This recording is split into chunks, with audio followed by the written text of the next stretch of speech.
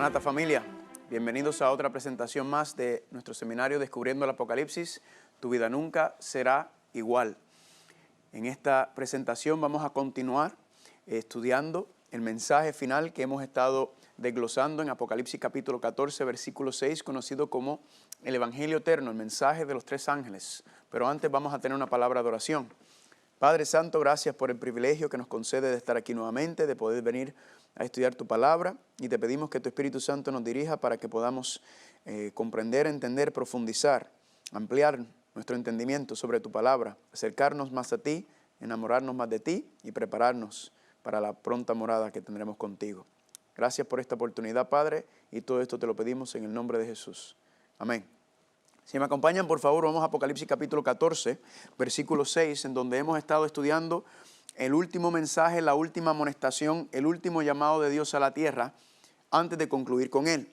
En Apocalipsis capítulo 14, versículo 6 dice: vi volar por el medio del cielo otro ángel que tenía el Evangelio eterno para predicarlo a los moradores de la tierra, a toda nación, tribu, lengua y pueblo. Familia, este Evangelio eterno, ¿verdad? El plan de salvación, que es regresar y poder morar nuevamente en la presencia de Dios, será predicado a toda persona antes del fin. No importa el idioma, no importa el lugar que se encuentra, no importa en qué rincón del mundo está, este mensaje le va a llegar antes del fin. Y gloria a Dios por eso, porque todos tendrán que tomar una decisión. Sigue diciendo, versículo 7, diciendo a gran voz: teme a Dios y darle gloria, porque la hora de su juicio ha llegado, y adorad a aquel que hizo el cielo, la tierra, el mar y la fuente de las aguas. Recuerden, familia, ese primer ángel es un llamado a restaurar estos 4 principios que el Señor ha establecido, que Cristo estableció con su iglesia primitiva, y ahora nos está pidiendo a nosotros en el tiempo final, antes del regreso de su Hijo, que los restauremos también. Ya hemos estudiado los primeros 2 principios, teme a Dios y darle gloria. Hoy vamos entonces con el tercer principio del versículo 7, porque la hora de su juicio llegará. Y si usted lo leyó bien conmigo, no, ahí no dice que la hora del juicio llegará, ahí dice que la hora del juicio ya ha llegado. Y mucha gente se sorprende cuando escuchan que el juicio ya llegó, que el juicio ya comenzó, porque piensan que el juicio va a ser al final, ¿verdad? Como dice Mateo capítulo 25, serán separados las ovejas y los cabritos. Pero familia, lo que estamos hablando en Mateo 25 es verdaderamente una etapa del juicio, pero no es la primera etapa del juicio, porque como vamos a ver, el juicio en la Biblia tiene varias etapas. Hoy, familia, vamos a estudiar la primera etapa porque dice que el juicio ya llegó. Por ejemplo, si van conmigo a Apocalipsis capítulo 22, dice Jesucristo en el versículo 12, he aquí yo vengo pronto y mi galardón conmigo para recompensar a cada uno según fuere su obra. En otras palabras, Cristo está diciendo, yo vengo pronto y cuando vengo con el galardón, vengo con el premio en la mano. Lo que significa es que si Él viene con el premio en la mano, si viene con la corona en la mano, implica que la decisión de quién recibe la corona o el premio tiene que hacerse antes de Él llegar. Así que lo que nos está indicando es que esa determinación, entonces, familia, ya comenzó. Ese aspecto del juicio ya comenzó. Ahora, cuando hablamos en el concepto del juicio en la Biblia, familia, hay varios juicios, ¿verdad? La Biblia está lleno de juicios. Por ejemplo, el primer juicio que encontramos en la Biblia fue el juicio de Adán y Eva. Ellos pecaron, hubo una sentencia, ¿verdad? Y la sentencia fue ejecutada. Dios dijo, el día que coman de ese árbol, ciertamente morirán. Pero Adán y Eva no murieron en ese día. Ya sabemos que no murieron en ese día, no porque Dios le dejó pasar, sino porque el Cordero sufrió la sentencia en ese día sobre la muerte por haber transgredido la palabra de Dios. Vemos el diluvio fue un juicio, la Torre de Babel fue un juicio. Familia, en toda la Biblia aparece el concepto del juicio, pero hay un juicio que va por encima de todo juicio. Hay un juicio que predomina en la palabra de Dios y predomina especialmente en el santuario. Como ya sabemos, el santuario es donde está desglosado o detallado el plan de salvación. Así que para entender cuál es ese gran juicio del que está hablando Apocalipsis capítulo 14, el comienzo del juicio, tenemos que ir entonces un poquito para atrás y tenemos que regresar al viejo pacto, y quiero que me acompañen por favor a Levítico capítulo 23. Levítico capítulo 23, si recuerdan, habíamos hablado que aparecen las 7 fiestas ceremoniales, ¿verdad? Y en esas 7 fiestas ceremoniales hay una fiesta muy interesante que se llama el día del juicio, el Yom Kippur, el día de expiación. Y en esa ceremonia, familia, en esa fiesta ceremonial, es que se desglosa o se detalla el concepto del juicio. Así que vayan por favor conmigo a Levítico capítulo 23 y vamos a comenzar en el versículo número 26. Y dice así: también habló el Señor a Moisés diciendo: a los 10 días de este mes séptimo será el día de expiación. La palabra expiación significa limpieza, ¿verdad? Purificación.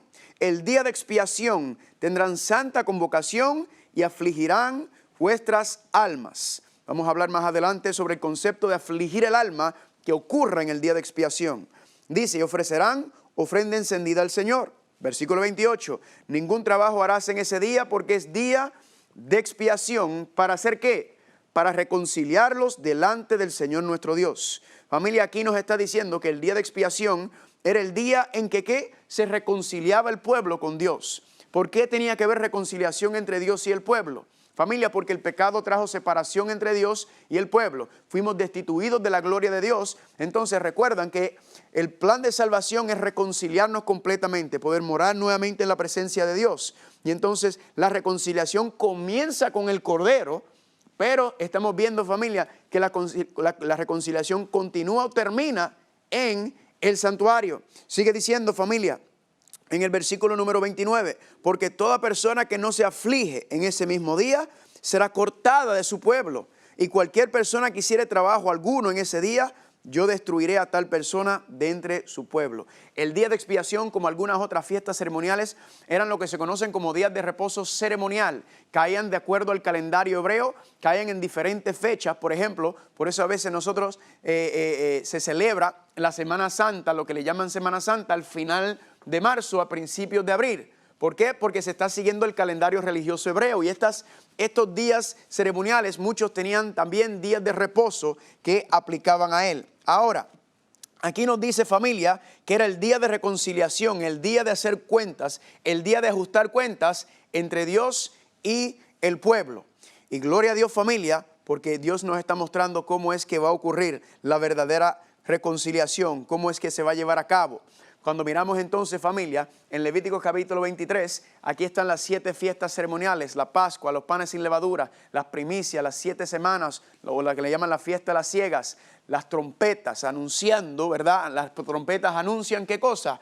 El día de la expiación, el Yom Kippur, el día del juicio, y la última fiesta es la fiesta de los tabernáculos. Ahora, para entender un poquito mejor qué era lo que ocurría en el día de expiación, porque aquí nos explica bastante bien en el 23, pero hay un capítulo que explica, detalla más profundamente el concepto del día de expiación. Vayan conmigo por favor a Levítico capítulo 16. Levítico capítulo 16. Y vamos a empezar en el versículo número 15. Levítico 16, el capítulo de Levítico 16 completo habla del día de expiación, del Yom Kippur, del día de reconciliación. Y dice el versículo 15: después degollará el macho cabrío en expiación por el pecado del pueblo, y llevará la sangre detrás del velo adentro. Así que ya sabemos que si la sangre pasa del velo adentro, sabemos que entonces que esto está ocurriendo ¿en qué parte del santuario? En el lugar santísimo, ¿verdad? Y que expiación por el pecado. Ahí está hablando el concepto de la limpieza. Y hará de la sangre como hizo con la sangre del becerro, y la esparcirá sobre el propiciatorio. Recuerden el propiciatorio, y delante del propiciatorio, el propiciatorio es la cobertura del arca del pacto, así que confirmando que está en el lugar santísimo. Y escuchen lo que dice el versículo 16, porque esta frase es clave. Así purificará el santuario. Familia, había que purificar el santuario. ¿Por qué razón? Había que purificar el santuario porque estaba contaminado. Recuerden que hablamos de que habían 2 servicios en el santuario: el servicio diario continuo y el servicio anual. En el servicio diario, que ocurría desde el altar de sacrificio representando la cruz del Calvario hasta el lugar santo, ahí los sacerdotes oficiaban diariamente, continuamente. Y recuerden que cuando se degollaba al cordero, la sangre era llevada hacia adentro del santuario y era esparcida desde el lugar santo hasta el lugar santísimo. Pero ¿qué ocurría? Que la sangre caía sobre el velo y ahí se quedaba acumulando durante todo el año, ¿verdad? Y ya sabemos entonces por qué había un altar de incienso, porque la sangre acumulada empieza a heder o a apestar, y entonces el incienso neutralizaba el mal olor. Entonces nos está diciendo, familia, que esa sangre quedaba ahí cuando Dios te decía: tráeme tu pecado, tráeme aquello que te va a llevar a la muerte, tráemelo. Y Dios te decía, yo me voy a encargar de esos pecados. Esos pecados confesados entraban al santuario y Dios se ocupaba de ellos temporalmente, los aguantaba y los retenía con un propósito que más adelante veremos. ¿Cómo era que se limpiaba, familia? Pues se limpiaba en el día de expiación. En el día de expiación era que se limpiaba y se sacaban todos esos pecados que se habían acumulado en el santuario. Y miren cómo dice el versículo 16.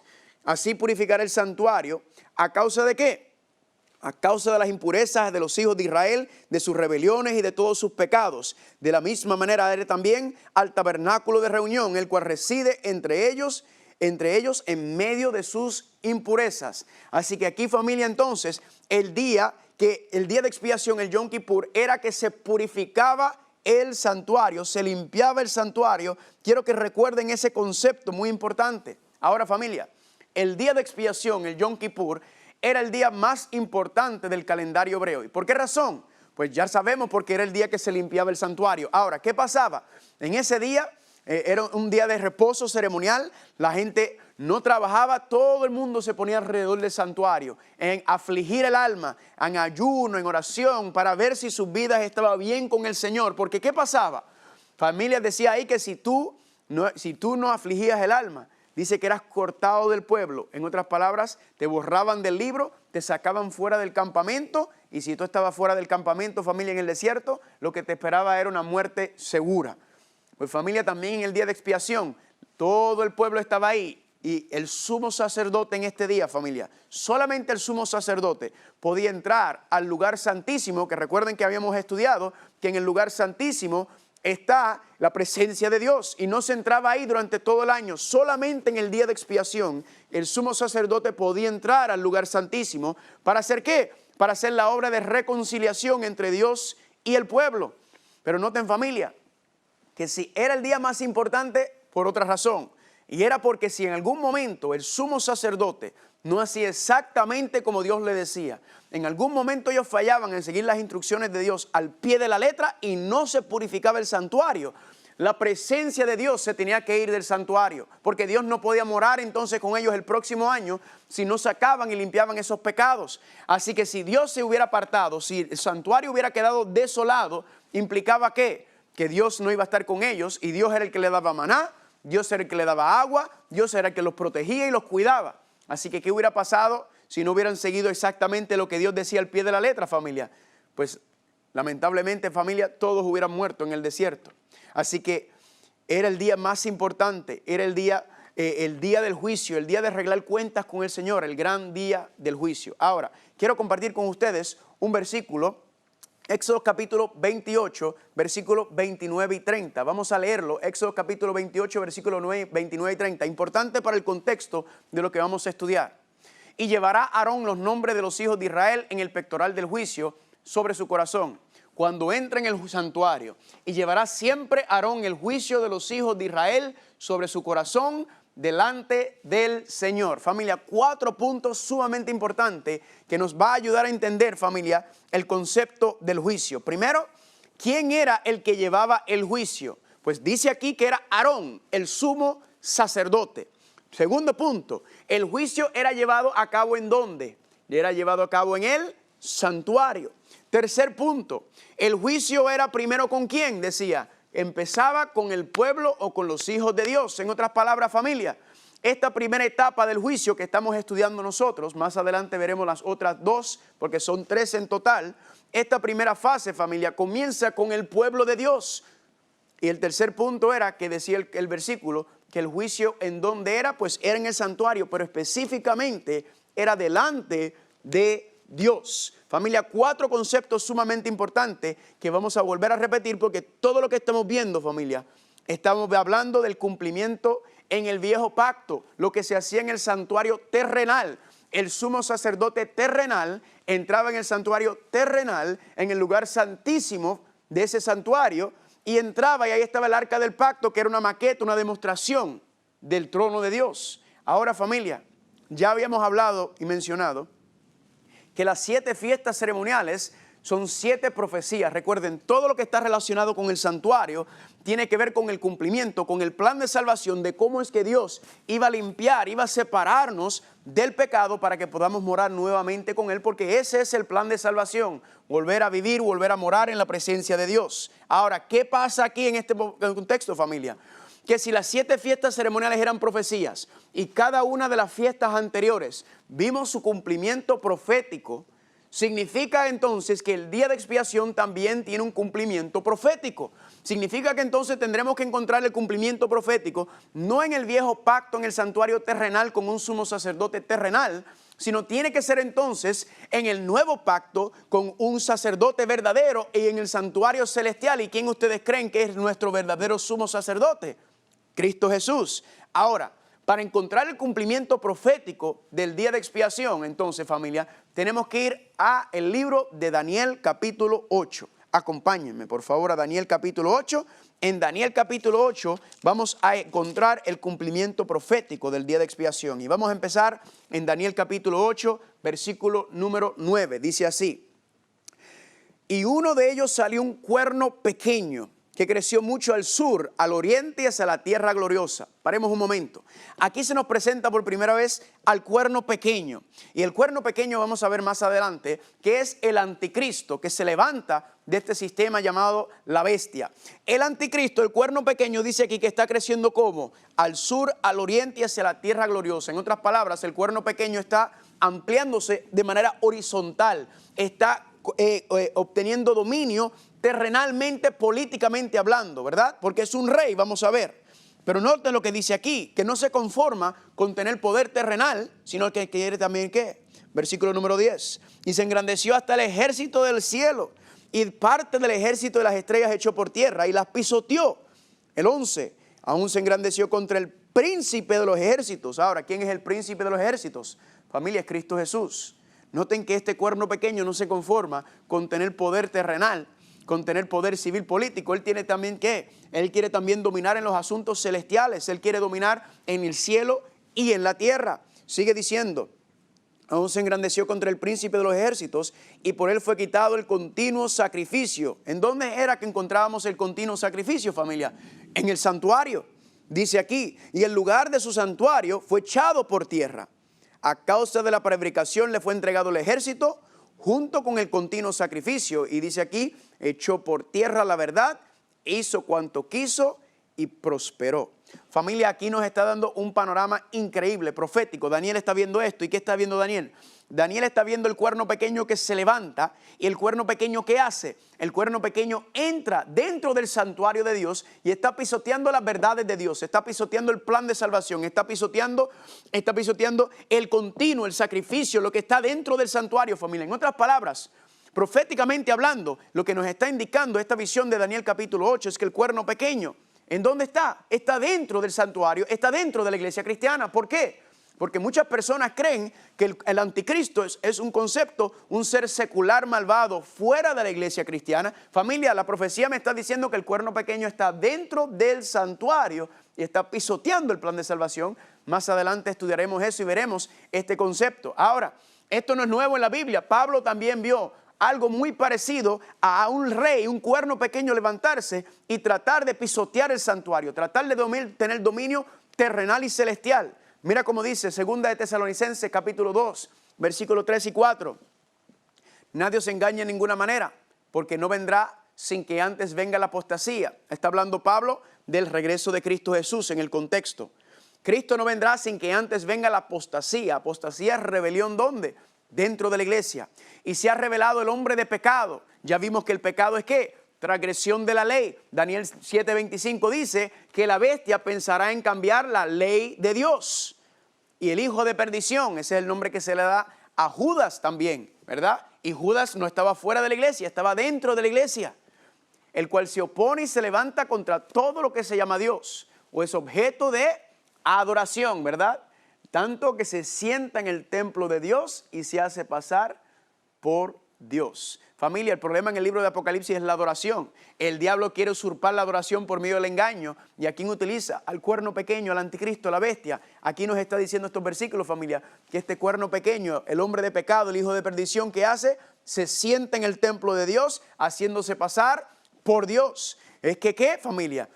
Ya lo hemos mencionado, pero el concepto del anticristo, familia, es que el que se pone en el lugar de Cristo, el que se pone en el lugar de Dios, el que dice ser Dios sobre la tierra. Eso lo vamos a confirmar más adelante, familia, porque solamente estamos dando pinceladas, estamos enfocándonos en el concepto del juicio en este momento. Así que sigamos leyendo. ¿Qué más pasó? Dice así en el versículo número 13. Entonces oí un santo que hablaba a otro de los santos y preguntó a aquel que hablaba: ¿hasta cuándo durará la visión del continuo sacrificio y la prevaricación asoladora, entregando el santuario y el ejército para ser pisoteados? En otras palabras, Daniel ahora en la visión está viendo dos ángeles y un ángel le pregunta al otro ángel: mira, ¿hasta cuándo Dios va a permitir que el cuerno pequeño siga pisoteando el plan de salvación? ¿Hasta cuándo Dios va a permitir que el cuerno pequeño siga pisoteando el santuario, siga pisoteando sus verdades, sus principios, el sacrificio de su Hijo? ¿Hasta cuándo Dios va a dejar que esto siga sucediendo? Y la contestación está en el versículo 14 y dice así: y él dijo, hasta 2300 tardes y mañanas, y luego el santuario sería purificado. ¿Hasta qué? 2300 tardes y mañanas. Tarde y mañana implica un día, hacía 2300 días. Y el santuario sería ¿qué, familia? Purificado. Ahora es que la cosa se pone interesante, porque ¿qué es lo que dice la frase? El santuario sería purificado. Entonces la purificación del santuario, familia, en Daniel 8:14, el santuario sería purificado. Es una cita directa, es la misma frase que se encuentra en ¿dónde? En Levíticos capítulo 16, que decía que así purificará el santuario. ¿Cuál era el día en que se purificaba el santuario de las impurezas y de los pecados? Familia, era el día de expiación, el Yom Kippur. Estamos hablando allá en el Levítico 16, en el viejo pacto. Pero ahora estamos viendo, familia, en Daniel capítulo 8:14, que nos está diciendo que Dios iba a permitir al cuerno pequeño pisotear el plan de salvación. ¿Hasta cuándo? Hasta los 2300 tardes y mañanas, 2300 días, que dice, el santuario sería purificado. Gloria a Dios, familia. Acabamos de encontrar el cumplimiento profético del día de expiación. No en un santuario terrenal que estamos viendo, sino en un santuario celestial. Familia, ya hemos hablado sobre el concepto de los días proféticos. Recuerden que en la literatura apocalíptica aplicamos el principio de un día profético equivale a un año literal, lo que significa que no son 2300 días, ya sabemos que son 2300 años, ¿verdad?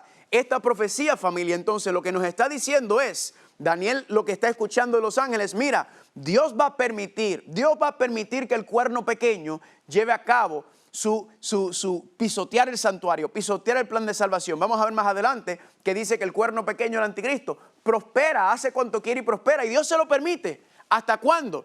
Hasta 2300 tardes y mañanas, hasta 2300 años. Significa que después de los 2300 años, Dios no va a permitir que el cuerno pequeño siga haciendo lo que quiera, sino que Dios va a ponerle un fin a lo que está haciendo el cuerno pequeño, el anticristo. Más adelante estudiaremos eso, familia. Esto es una cosa sabrosa por demás. Ahora, ¿qué tenemos que hacer? Ya tenemos el tiempo profético. Ahora, ¿qué necesitamos? Ahora necesitamos saber cuándo comienza ese tiempo profético. ¿Para qué? Para saber cuándo es que terminan los 2300 días, tardes y mañanas, o los 2300 años.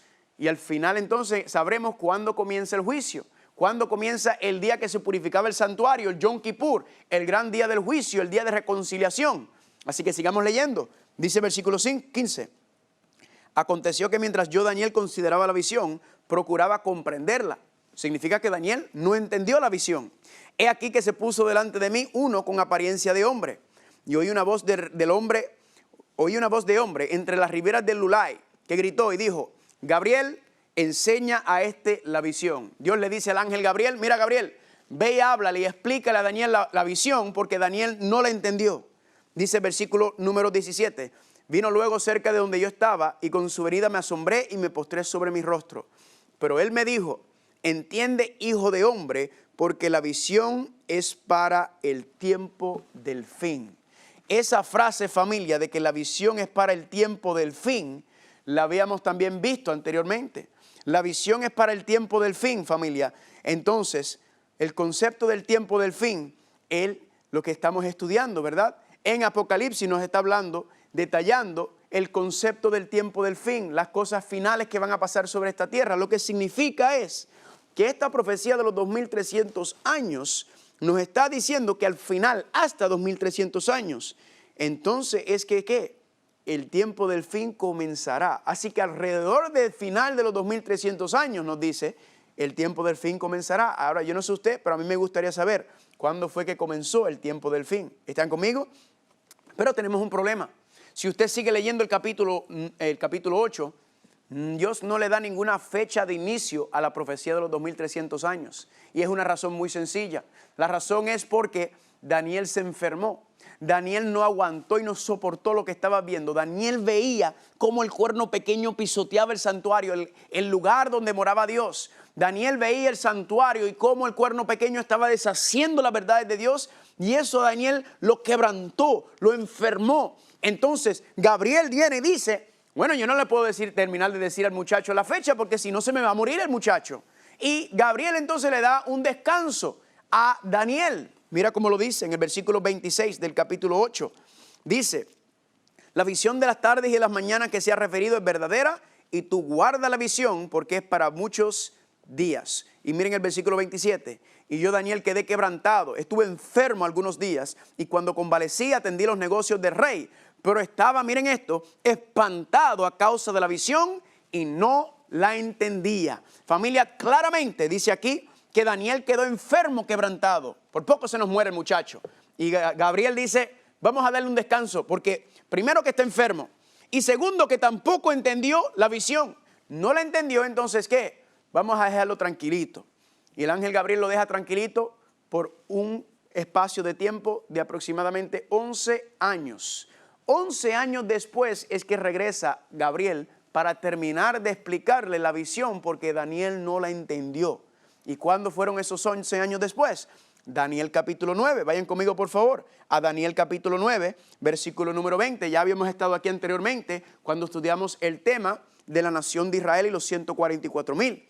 Dice así en Daniel capítulo 9, versículo número 20.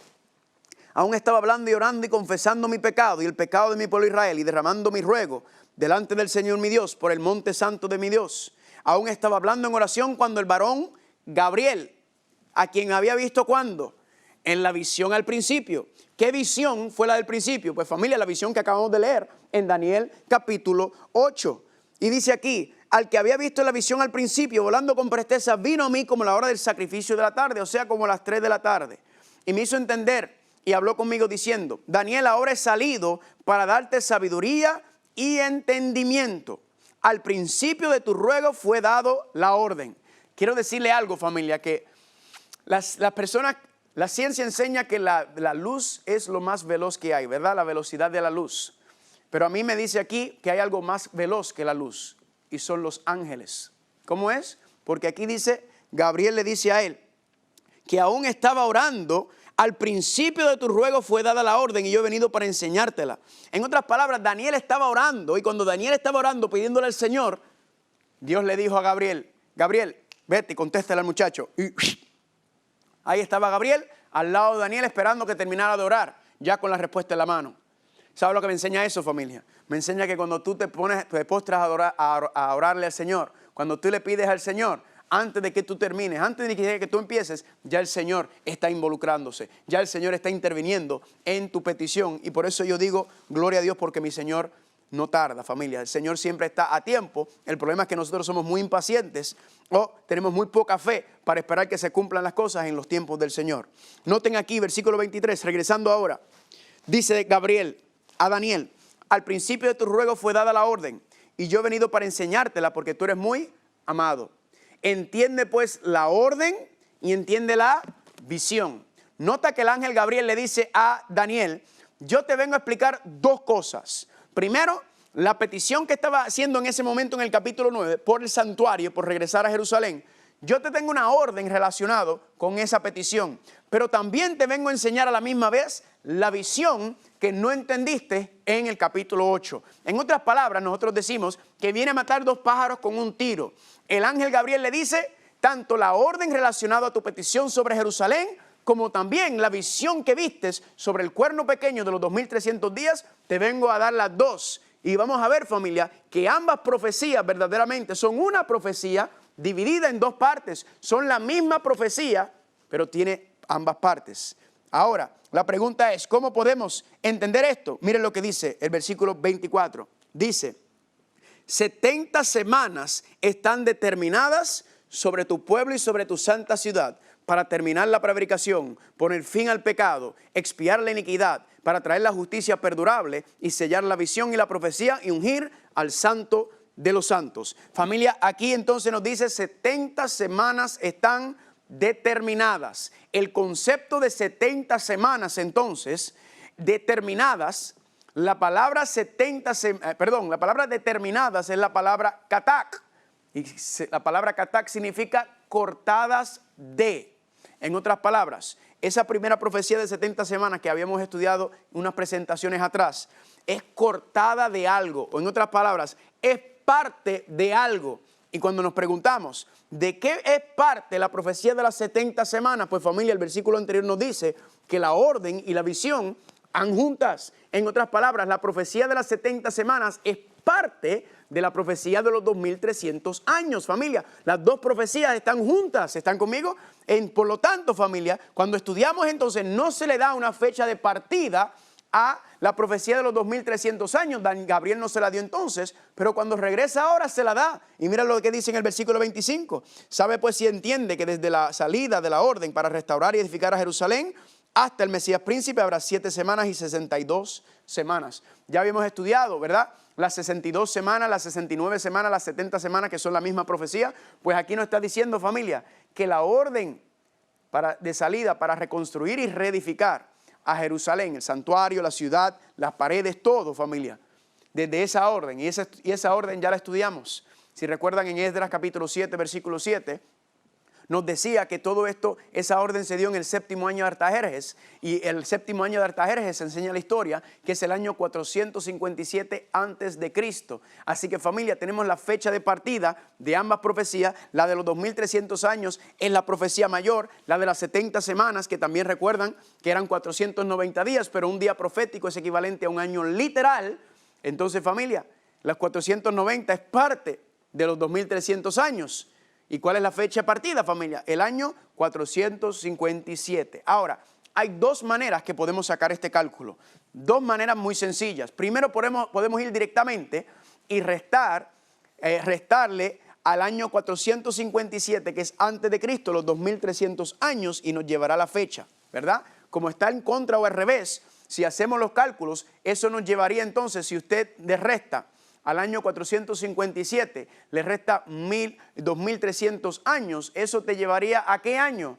Al 1843. Pero recuerden que habíamos dicho que ahí está el final de los 2300 años, como pasó con el estudio de las 70 semanas, y como la orden se dio en el otoño del 457, termina en el año, los 2300, en el año 1843. Ahora hay que pasar al otoño del 1844. Y cuando pasamos entonces, familia, encontramos la fecha del juicio.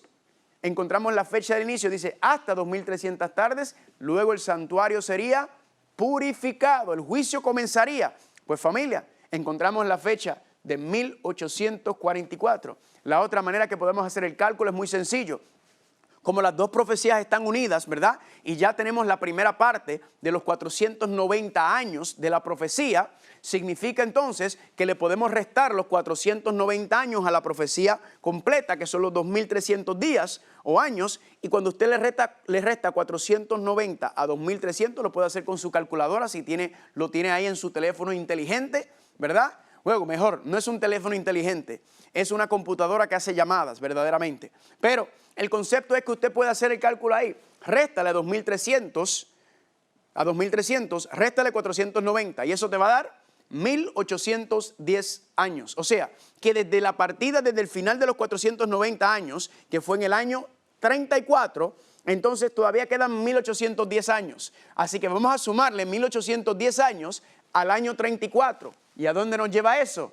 Al 1844. Familia, acabamos de encontrar la fecha, proféticamente hablando, en el cual el sumo sacerdote entra al lugar santísimo para hacer el día de expiación. Pero esto no es en el santuario terrenal, sino ¿dónde está ocurriendo esto? En el santuario celestial. Para repasar, en el viejo pacto, en el día de expiación, en ese día, el sumo sacerdote solo entraba adentro del lugar santísimo. El único día que se podía entrar y el único que podía entrar era él. ¿Para hacer qué? Para hacer el día de reconciliación, el día del juicio, el día de expiación, el Yom Kippur. Y eso ocurría en el santuario terrenal por medio del sacerdote terrenal en el lugar santísimo del santuario terrenal. Pero encontramos el cumplimiento profético, familia. Sabemos que todas esas profecías, las fiestas ceremoniales, todas señalan a la salvación por medio de Cristo Jesús. Entonces quiere decir que el verdadero día de juicio comenzó no en un santuario terrenal, sino en el santuario celestial, como ya hemos declarado, como hemos estudiado. Y no solamente en el santuario celestial, sino específicamente en el lugar santísimo del santuario celestial. Y no es cualquier sumo sacerdote, que los sacerdotes terrenales morían, ¿verdad? Y eran por linaje, sino ahora estamos hablando del verdadero sumo sacerdote, que es nuestro Señor Cristo Jesús. Y por eso yo digo, gloria a Dios, familia. Ahora, para todo evento que ocurre dentro de los tiempos proféticos, celestialmente siempre hay una manifestación terrenal también. Así que hay una manifestación terrenal, así como cuando Cristo entró al lugar santísimo del santuario celestial en el 1844 para comenzar el día del juicio, ¿verdad? La etapa, el proceso del juicio ya no es un día, ahora es un proceso. Así mismo, familia, entonces, algo tuvo que haber pasado aquí en la tierra también en el 1844. Y la pregunta es, ¿qué fue lo que pasó en la tierra en el 1844? Pues lamentablemente no nos da tiempo en esta presentación para cubrirlo. Más adelante vamos a entrar en esa temática y vamos a ver que esto está desglosado también en el concepto de las 7 iglesias, los 7 sellos que son paralelos. Más adelante estudiaremos un poco más sobre esos conceptos también. Pero por ahora lo que quiero es que tengamos claro en la mente que el juicio no se llevaba a cabo, recuerden, en un santuario terrenal, sino en el santuario celestial. Recuerden los 4 principios, era Aarón el que llevaba, el sumo sacerdote, ahora es Cristo. Se llevaba a cabo en el santuario celestial. Se llevaba a cabo, primero comenzaba con el pueblo de Dios, y el cuarto punto era que se hacía el juicio delante de Dios. Por eso cuando vemos el concepto que decía que Cristo está sentado a la diestra del Padre, lo que está implicando es que está ¿qué? Está intercediendo, está abogando. Aquí estamos hablando del concepto del juicio. Ahora, por el tiempo que nos queda, yo quiero entonces ahora enseñarles un poco, estudiar un poco cómo va a ser ese juicio, cómo será ese juicio ante nuestros ojos. Y es un poco difícil tratar de explicarlo completamente a la luz de cómo son las cosas en el cielo, sino yo voy a tratar aquí, en el tiempo que nos queda, de darle una dramatización, de darle una demostración de cómo es que va a ser el juicio, de cómo es que será. Ahora, quiero que no me tomen las cosas literalmente, ¿verdad? Las cosas en el cielo son muy diferentes a como se hacen aquí, pero yo voy a tratar de explicárselo, de mostrarle, de presentarle el panorama lo mejor posible para que tengamos una idea de cómo será el juicio. La primera pregunta que nos hacemos es, ¿cuántas personas tendrán que ir al juicio? Alguna gente piensa que solamente son los perdidos. Alguna gente piensa que ninguno tiene que ir al juicio, que no va a haber ningún juicio. Y sin embargo, familia, la Biblia nos enseña claramente en 2 de Corintios capítulo 5, versículo 10, dice, porque es necesario que todos nosotros comparezcamos ante el tribunal de Cristo para que cada uno reciba según lo que haya hecho, ya sea bueno o sea malo. Dice Pablo que todos nosotros tendremos que parecer ante el tribunal. Y Romanos capítulo 14, versículo 12 lo confirma también cuando dice que de modo que todos nosotros tendremos que dar cuenta delante de Dios de nuestras vidas. Escúcheme bien, familia. Cada uno de nosotros en algún momento, en el futuro, tendremos que pararnos frente al trono de Dios y dar cuenta de nuestras vidas. Y la cuenta que vamos a rendir es del tiempo que nos ha dado Dios, de los recursos que nos ha dado Dios, de los talentos que nos ha dado Dios y de los hijos y las hijas que nos ha dado Dios. Dios nos va a preguntar y nos va a pedir cuenta a cada ser humano qué tú hiciste con todo lo que yo te di. ¿Lo usaste para tu propia gloria o lo utilizaste para la gloria del reino? La gloria de traer a las personas a los pies del Señor. Ahora, ya sabemos que todos tendremos que comparecer ante el tribunal. Cada ser humano, independientemente de quién sea, en algún momento. Ahora la pregunta es, ¿en dónde es este juicio? Pues ya habíamos establecido claramente que el juicio era ¿dónde? en el cielo, ¿verdad que sí? En el santuario celestial. Pero vamos a confirmar esto. Vayan conmigo a Daniel capítulo 7. Quiero mostrarle esto. Daniel capítulo 7, versículos 9 y 10. Si recuerdan, habíamos estudiado estos versículos cuando lo utilicé para crear el contexto de Apocalipsis 4 y 5, cuando habla de la ascensión de Cristo al santuario celestial. Y miren lo que dice Daniel capítulo 7, versículo 9. Estuve mirando hasta que fueron puestos tronos y se sentó un anciano de días cuyo vestido era blanco como la nieve y el pelo de su cabeza como lana limpia y su trono llama de fuego y las ruedas del mismo fuego ardiente. Si recuerdan, habíamos estudiado y habíamos establecido que ese anciano es Dios Padre y nos dice que estaba en el trono y que el trono tiene ruedas, ¿verdad? Implicando, no es que literalmente tiene ruedas, implicando que si tiene ruedas es que ¿qué? Es que se mueve el trono. Familia, sí, cuando vimos en Apocalipsis capítulo 1, estaba Cristo en el lugar santísimo. Y dice que el trono se mueve. ¿A dónde se movió en el 1844? Pues del lugar santo al lugar santísimo. Eso lo vimos también en Ezequiel capítulo 1, donde dice que los ángeles, ¿verdad? Los 4 seres vivientes son los que están moviendo el trono y el Espíritu Santo es el que está dirigiendo el trono de Dios. Sigue diciendo, familia, en el versículo número 10, porque aquí es donde la cosa se pone interesante. Un río de fuego procedía y salía de delante de él. Millares de millares le servían y millones de millones asistían delante de él. El juez se sentó y los libros fueron abiertos. El juez se sienta y los libros fueron abiertos. Familia, si el juez se sentó, ¿qué empezó? Empezó el juicio, ¿verdad? Usted ha visto alguna vez en un tribunal cuando usted llega que todo el mundo está en la sala del tribunal y todo el mundo está chichalateando y de momento, ¿qué hace? De momento vienen y tocan, aquí está el honorable juez fulano de tal. El juez sale con su batita, entra, ¿verdad? Todo el mundo se para, se sienta el juez y cuando el juez se sienta, todo el mundo se sienta, implicando que ¿qué? Que va a comenzar el juicio, familia. Todo ese concepto y casi todos los conceptos que tenemos de nuestro sistema judicial provienen en principios de la palabra de Dios. Ahora, dice que los libros fueron abiertos. La pregunta entonces es, ¿qué son esos libros? Apocalipsis capítulo 20, versículo 12 dice así. Y vi a los muertos, grandes y pequeños, de pie delante del trono. Y los libros fueron abiertos. Y vi otro libro que fue abierto, que es el libro de la vida. Noten que está el libro de la vida y están los libros en plural. Y los muertos fueron juzgados, aquí hay un juicio, por lo que estaba escrito en los libros según sus obras. Familia, aquí dice que los muertos grandes y pequeños estaban en pie. Ahora, ¿alguna vez usted ha visto un muerto parado? No, claro que no.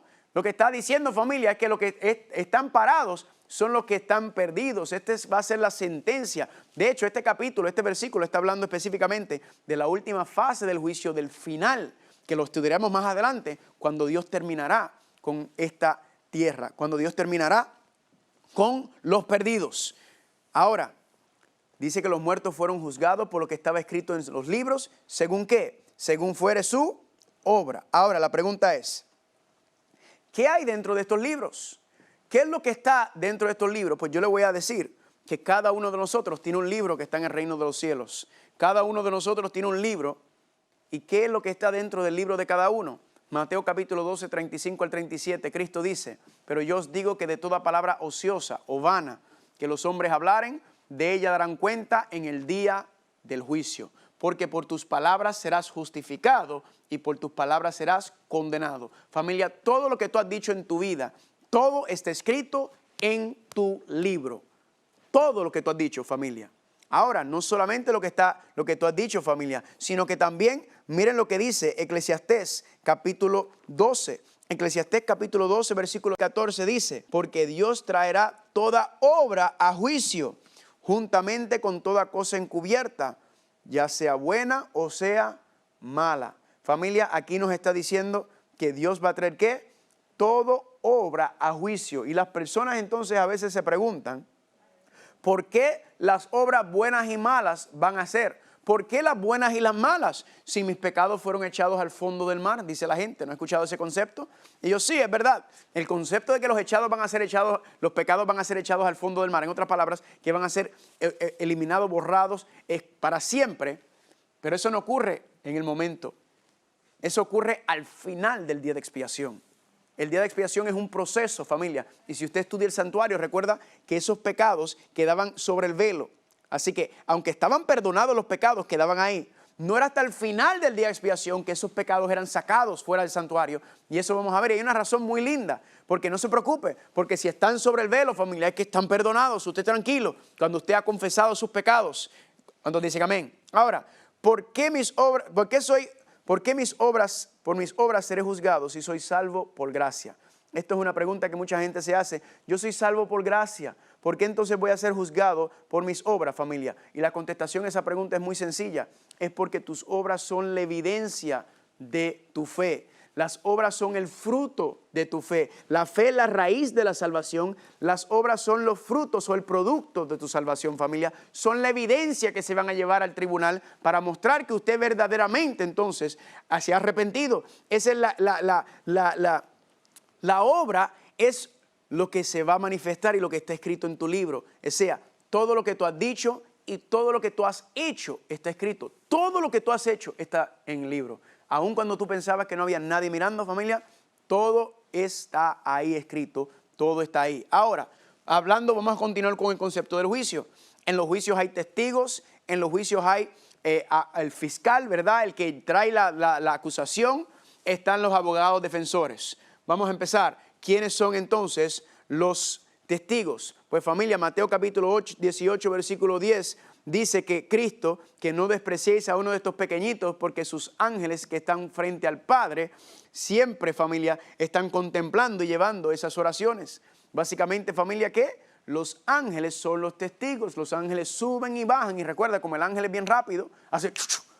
Entonces, familia, cuando usted se duerme, sube al cielo para llevarlas. Pero regresa rápido, así que no se levante a medianoche para hacer una poca vergüenza, porque el ángel enseguida puede bajar y volver a apuntar y seguir escribiendo lo que usted está haciendo. Amén. Otro concepto entonces es, ¿quién es el fiscal o el acusador en este concepto? Pues familia, ya leímos en Apocalipsis capítulo 12, ¿verdad? Donde se le llama a Satanás como el acusador, ¿verdad? El nombre es Satanás, el diablo, el que acusa, el que señala, el que calumnia, el que habla. Él entonces está acusando, él está señalando. Pero la pregunta entonces es, ¿y quién es el juez?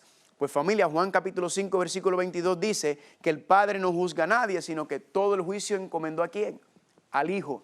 El Padre sí es juez, no me malentienda, pero el Padre, ¿qué hace con este juicio? El Padre le dice, Hijo, te encomiendo el juicio, encárgate tú del juicio. El Padre entonces toma un lugar. ¿Por qué razón?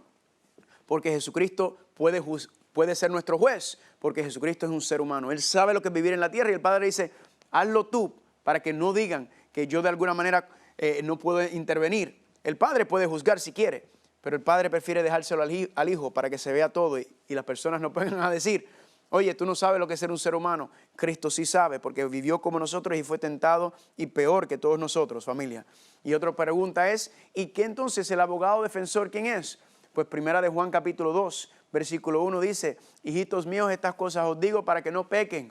Pero si pecan, o sea, si caen, abogado tienes para con el Padre. ¿A quién? A Jesucristo.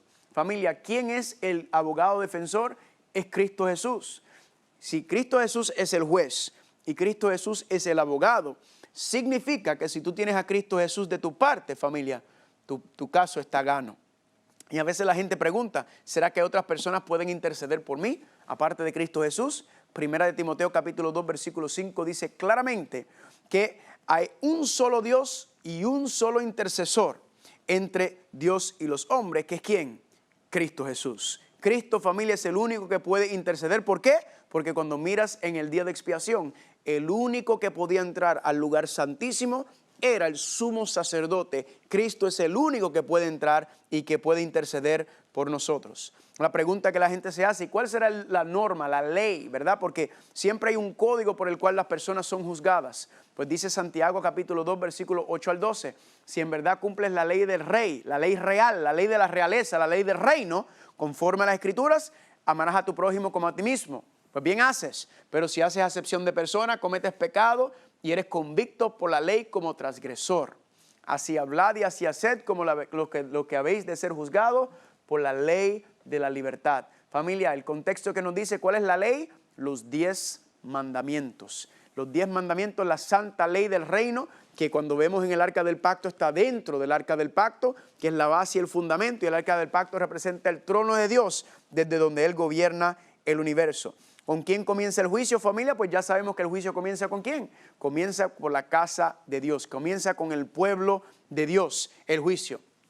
Y la pregunta entonces que nos hacemos es, pero ven acá, Carlos, ¿cómo será posible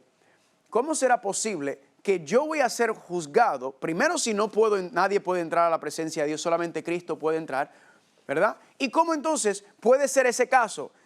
¿Cómo puedo yo entonces entrar en el juicio y pararme delante del trono de Dios? Pues familia, para eso está Hebreos capítulo 9, versículo 24. Hebreos capítulo 9, versículo 24. Vayan conmigo, por favor.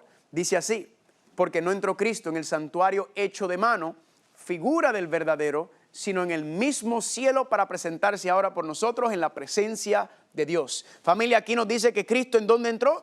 No en el santuario terrenal, no en la figura y sombra del verdadero, sino en el santuario verdadero, no hecho de mano, sino el santuario hecho en el cielo. ¿Para hacer qué? Para presentarse delante de nosotros, familia. Cristo nos representa.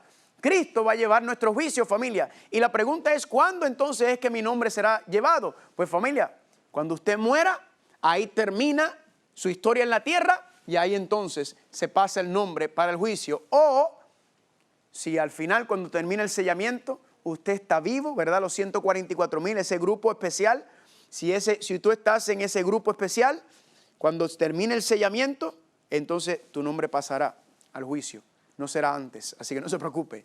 Por eso te digo que todavía estás a tiempo. Todavía tu libro está abierto, todavía tu tiempo no ha terminado aquí en la tierra porque estás aquí. Si estás vivo todavía es que Dios tiene un propósito para ti, todavía. Ahora, quiero mostrarle este versículo, familia, para que veamos cuán importante es esto. Romanos capítulo 8, versículo 34.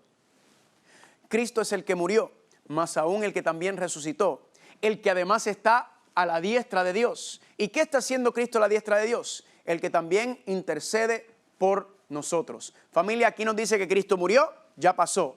Cristo resucitó, ya pasó. ¿Pero qué está haciendo ahora? Está a la diestra del Dios, a la diestra del Padre, ¿haciendo qué? Intercediendo por nosotros. Familia, la intercesión de Cristo en el santuario celestial a favor de nosotros, en nombre del ser humano, es tan esencial y tan importante para el plan de salvación como lo fue su muerte y resurrección. ¿Cómo fue? Exactamente. Tan importante es que Él haya muerto como cordero, pero también se nos olvida también que Él es sumo sacerdote. Y esa es la etapa presente, porque ya Él murió como cordero en la cruz del Calvario. Así que estamos ¿en dónde? En la etapa presente, en su segunda fase de ministerio de salvación como sumo sacerdote. Ahora, en estos minutos que nos quedan, familia, quiero hacerle una dramatización. Y como mencioné, por favor, no me tome esto literalmente. No lo tome literal, sino estoy tratando de pintarles el cuadro de cómo será el juicio. Vamos a suponer que me toca mi día. Vamos a suponer que yo morí, ¿verdad? Y entonces el Tribunal Supremo en el lugar santísimo llama mi nombre. Dicen Carlos Muñoz. Y yo me paro frente al Tribunal Supremo en el lugar santísimo. Recuerden, es una dramatización, no lo tomen literal. Y me dicen, Carlos Muñoz, estás ante el Tribunal Supremo porque tú eres un pecador. Y la paga del pecado es la muerte. Así que vamos a poner todo a juicio ahora. Comienza el juicio. ¿Quién es el primero que se levanta en el juicio? El acusador, el fiscal, el Estado, ¿verdad que sí? Se levanta el diablo. ¿Y qué hace el diablo? El diablo viene y saca mi registro de pecados. El diablo saca todos mis pecados y el diablo dice, miren, ustedes ven a Carlos Muñoz ahí, Carlos Muñoz Acosta, eso es tremendo sinvergüenza. Y aquí está la evidencia, todos los pecados que este muchacho ha cometido, cada uno de los pecados que cometió. Él transgredió la santa ley de Dios y como él transgredió la ley de Dios y la palabra de Dios dice que el pecado es transgresión de la ley y la paga del pecado es la muerte, significa que Carlos Muñoz tiene que morir. Carlos Muñoz, el diablo va a decir, me pertenece a mí. Y todo el mundo ahí, imagina, qué nota discordante el diablo. Entonces terminó su posición y entonces me miran a mí y me dicen, oye Carlos Muñoz, te tenemos una pregunta. Carlos Muñoz Acosta, ¿será que tú tienes abogado defensor? Y en ese momento, familia, se levanta Cristo Jesús a mi nombre. Y Cristo se para y viene donde mí. Yo estoy con una vergüenza que no sé ni dónde meter la cara porque me sacaron ahí todos los pecados, ¿verdad? Y todo lo que dijeron era verdad y yo estoy avergonzado porque yo soy un pecador. Y Cristo Jesús viene, va a donde el escritorio del diablo, le quita, ¿verdad? Mi registro de pecados, Lo mira sabiendo, el diablo no quiere verlo porque el diablo sabe que lo de él viene por ahí pronto. Y Cristo viene y agarra mi hoja de pecados. Y Cristo dice, Tribunal Supremo, estos pecados que están registrados de Carlos Muñoz aquí es verdadero. Verdaderamente Carlos Muñoz es un pecador.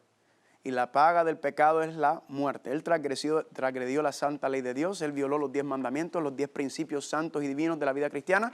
Él los violó y aquí está la evidencia. Carlos Muñoz merece morir porque él es un pecador. Pero ya yo morí por los pecados de la humanidad. Y como Carlos me aceptó a mí como su Señor y Salvador, significa que estos pecados ya quedaron saldados en la cruz del Calvario. Carlos Muñoz no tiene que morir. Carlos Muñoz no tiene que pagar la pena del pecado, que es la muerte, porque ya yo morí por esos pecados en la cruz del Calvario. Y como Él me aceptó a mí como su Señor y Salvador, ya su cuenta con la ley, su condenación ya está salda y Carlos Muñoz no tiene que morir. Y no solamente eso, sino que ahora Cristo Jesús agarra su récord, su justicia y me lo pasa a mí. Lo que se conoce como la justicia imputada, la justificación. Significa entonces que Cristo, la justicia de Cristo ahora me cubre a mí, sus méritos, su obra. Y en ese momento cuando yo miro, familia, yo no tengo nada en contra mía. No hay ninguna cuenta. ¿Por qué? Porque esta es la vida, los méritos de Cristo Jesús. Y en ese momento el Tribunal Supremo me mira, el Padre me mira y me dice, bueno, Carlos Muñoz, como tú no tienes ningún pecado en tu registro, significa entonces que tú no tienes pecado, puedes entrar al reino de los cielos. Noten, familia, que yo no voy a entrar al reino de los cielos por mis méritos, por mis obras, por mi vida, sino la razón por que vamos a entrar al reino de los cielos es por los méritos de Cristo Jesús. Es en su justicia que entraremos al reino de los cielos. Y yo digo, gloria a Dios por eso. Pero el diablo no se va a quedar callado. Va a decir, no, ¿cómo podemos probar que Él verdaderamente? Porque tú dices que no todo el que me diga Señor, Señor entrará al reino de los cielos, sino los que hacen la voluntad. Mi familia, ahí van a agarrar mi libro. Y cuando agarren mi libro, van a empezar a ver mi vida y van a empezar a ver que desde un principio, sí, yo era un sinvergüenza. Desde chiquito van a ver que nací mentiroso, engañoso, sí. Pero era chiquito. Pero a medida que sigan viendo mi vida y pasen las páginas de mi vida y vean, familia, mi vida de pecado y todo lo hice, pero van a llegar un momento en que van a ver en marzo 22 del 2018, van a ver que Carlos Muñoz Acosta bajó a las aguas bautismales, le entregó su vida a Cristo Jesús, se bautizó en el nombre de Cristo Jesús, recibió el perdón de los pecados y ahí, familia, comienza mi vida por medio del bautismo, que tu nombre es escrito en el libro de la vida y que Cristo entonces se convierte en tu sumo sacerdote, en tu abogado defensor, y van a ver que de ese monte en adelante van a haber deficiencias, van a haber luchas y batallas, pero en general van a ver el muchacho está orando, está estudiando, está creciendo y mi vida va a marcar toda, familia, un cambio literal, un cambio drástico. Ese es el cambio que Dios quiere hacer en ti. Que el Señor te bendiga mucho.